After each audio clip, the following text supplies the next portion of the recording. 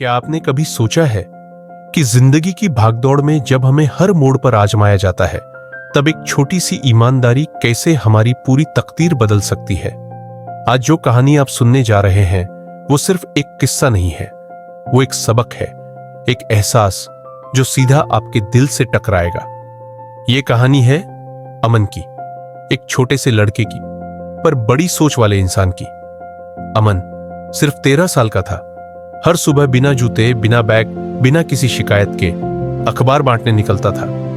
घर में बीमार मां थी और एक टूटी सी झोपड़ी, पर आंखों में सपने आज भी जिंदा थे।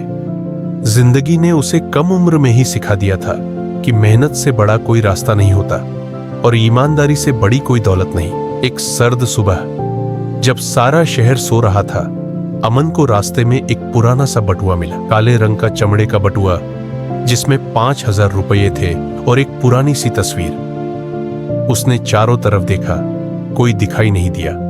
पैसों को देखकर उसका दिल तेज धड़कने लगा, पर उसकी नजर उस तस्वीर पर रुक गई। तस्वीर में एक परिवार की मुस्कान थी, सच्ची और भावुक। अमन की आंखों के सामने उसकी मां की दवाइयां थीं, स्कूल की फीस, बहन की किताबें और कई भूखे दिन। 5,000 रुपये बहुत कुछ बदल सकते थे, पर उस तस्वीर ने उसके ज़मीर को जगा दिया। उसने तय कर लिया, बटुए को उसके मालिक तक पहुंचाना है। आईडी कार्ड पर लिखा पता पढ़ा और चल पड़ा सच की ओर। जब दरवाजा खुला, सामने थे मिस्टर मेहरा, एक सम्मानित व्यवसायी। अमन ने बटुआ आगे बढ़ाया। मेहरा साहब की आंखों में आंसू आ गए। उन्होंने कहा, यह मेरी पत्नी की आखिरी तस्वीर थी और यह बटुआ मेरी यादों का सबसे कीमती हिस्सा। अमन कुछ नहीं बोला, सिर्फ मुस्कुराया और वापस लौट गया। अगले दिन मिस्टर मेहरा सीधे अमन के घर पहुंचे, उस छोटी सी झोपड़ी में। उन्होंने कहा, तुमने सिर्फ बटुआ नहीं लौटाया, तुमने मेरा भरोसा लौटाया है। उस दिन से उन्होंने अमन की पढ़ाई की सारी जिम्मेदारी ले ली।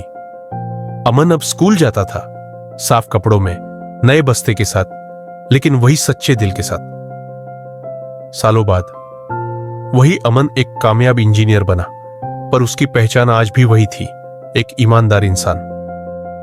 एक स्कूल फंक्शन में उसने कहा, मुझे बदलने वाले वो 5,000 रुपये नहीं थे, बल्कि वो 500 रुपये थे। तस्वीर थी जिसने मुझे याद दिलाया कि सही क्या है।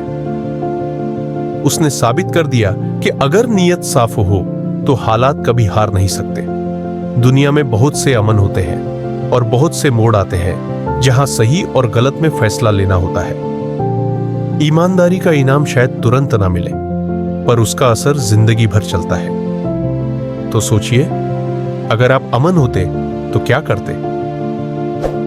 अगर इस कहानी ने आपके दिल को छुआ हो तो एक लाइक जरूर दीजिए और ऐसी और कहानियों के लिए चैनल को सब्सक्राइब करना ना भूलिए।